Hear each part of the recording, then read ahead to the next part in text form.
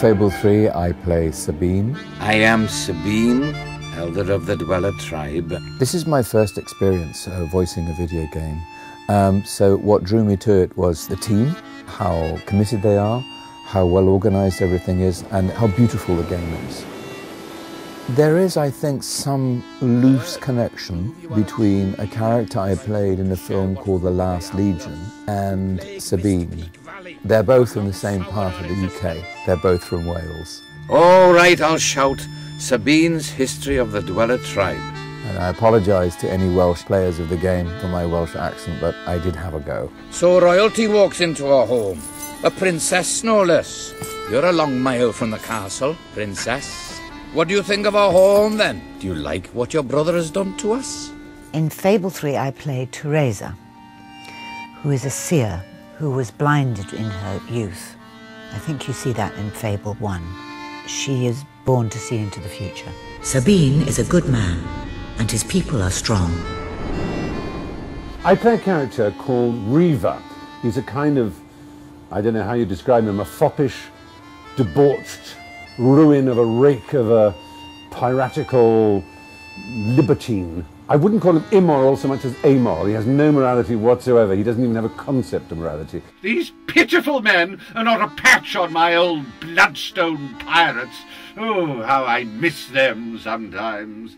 There's always something stylish about being utterly wicked. Hey, Master Weaver, you think anyone will actually get this perfect score? No need to get restless, sweetheart. Barry Hatch is here to take care of you. Fancy a quick jig? Reaver will prove your most valuable asset. The character I play in Fable 3 is Logan, who is the King of Albion. This is my Albion. Its people will do as I say, or they will die. Its future will be as I decree, or it will end. It's my first time playing a video game character, and it's really interesting because it's another sort of form of storytelling. What are you doing here? The war room is no place for a child.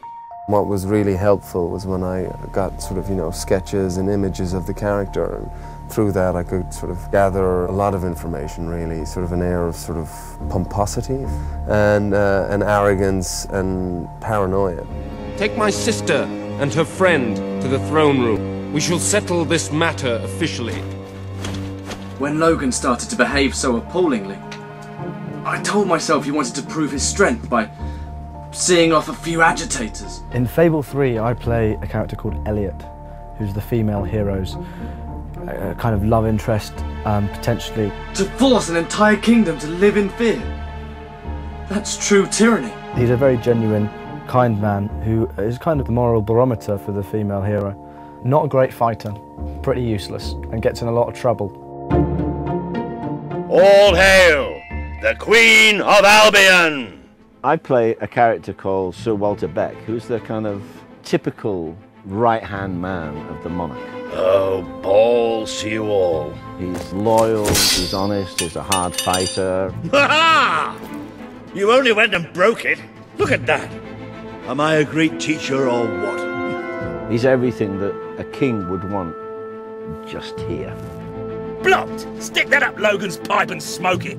In Fable 3, I am playing the part of Ben Finn, who is a sort of rapscallion, soldier-cum-adventurer who, had a difficult life. He grew up on the wrong side of the tracks, didn't really want to. He's always been quite a moral guy. He's always been kind of wanted to do the right thing, but was just dragged back into criminality again and again. But eventually, he joined the Royal Albion Army and sort of became this sort of, the guy he wanted to be. Ow! It's like being hit by a frozen sock!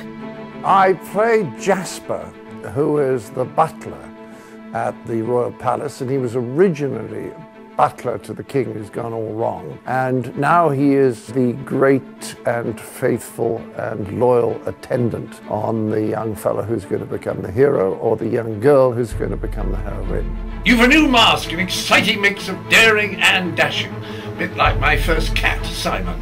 I think people often wonder whether an actor is using himself in the character, and I think the answer is, to some extent, he has to. One of the things that's missing from a lot of video games is good writing and good voice work. I mean, they require that. It's just because they're video games doesn't mean they don't require the same attention that movies do, or television, or what have you. And I think this one has a wonderful mythology, and it's witty, and it's engrossing, and it demands to have people that, you know, can step up to the plate. This is revolutionary for me. It has to become part of the actor's vocabulary. We have to join in or perish. Okay, you're ready? The video's ready? Are you ready? A wolf has been hit! Oh, no, actually, could I do that again? It sounded a little bit grand. Could very well destroy the Kingdom of Albion. Just like that poster. And is my cappuccino here yet? The shambles! My advice to anyone who wants to play this game and win and overthrow Logan and be a good leader is to be yourself. Don't try and second guess. Don't try and think, oh, I wonder if the game wants me to do this or the game wants... It's not about that. It's about you, the player.